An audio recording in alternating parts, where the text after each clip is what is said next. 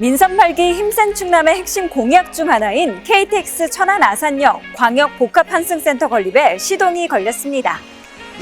충남도가 대도시권 광역교통위원회와 철도공단, 철도공사, 천안 아산시와 협약을 맺고 광역 환승센터 구축 모델 마련과 성공 추진을 위해 협의체를 운영하기로 한 건데요. 환승센터는 국내 최대 규모로 건립하고 센터 내에는 쇼핑과 숙박시설 등이 들어설 계획으로 인근에 조성 중인 R&D 집적지구 등 대규모 사업과 함께 시너지 효과가 기대되고 있습니다.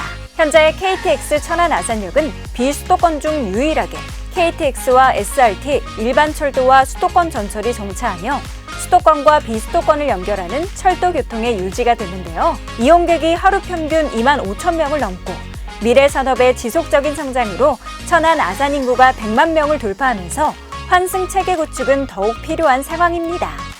이 같은 배경에서 민선 8기 충남이 KTX 천안 아산역을 충청권 교통허브로 만들기 위한 사업을 역점 사업으로 추진하면서 기대가 커지고 있는데요. 2026년 장항선 복선 전철이 개통되고 R&D 융복합지구 등 대규모 개발 사업이 본격 추진되면 센터 이용객은 더욱 늘어날 전망입니다. 센터 내에는 철도 및 버스 환승시설과 호텔, 업무, 레지던스, 의료, 주차장 등 지원시설이 함께 들어설 예정으로 도는 센터 건립 사업비 약 8,700억 원을 민간 자본 유치 방침으로 정하고 사업 추진 전담 조직을 가동, 이른 시일 안에 사업 시행자를 확보해 2026년 착공, 2029년 완공을 목표로 행정력을 집중하기로 했습니다.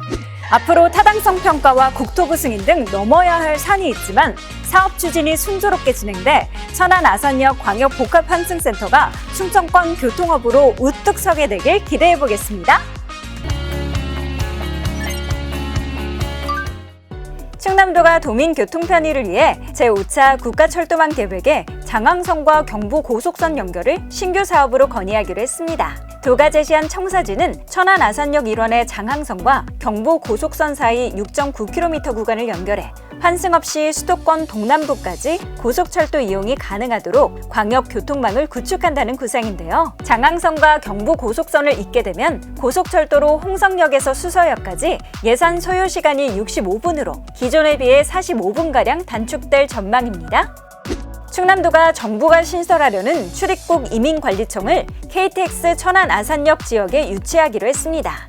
충남은 비수도권 가운데 가장 많은 외국인이 거주하며 전체 도민 중 외국인 비율이 6.2%로 전국에서 가장 높고 또 KTX 천안 아산역은 국토의 중심부에 위치해 접근성이 좋은 것이 강점으로 꼽히는데요. 도는 앞으로 범도민 유치위원회를 구성하고 외국인 지원 정책을 강화하는 등 충남이 이민청 설치에 최적지라는 점을 알리는데 총력을 기울이기로 했습니다.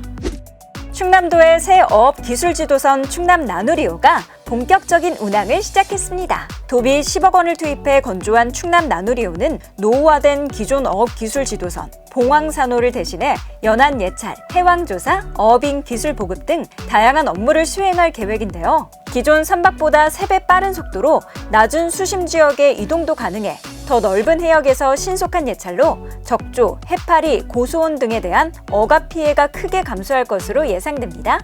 올해 충남에서 가장 우수한 품질의 브랜드 쌀은 서천군의 길산 넷쌀인 것으로 나타났습니다.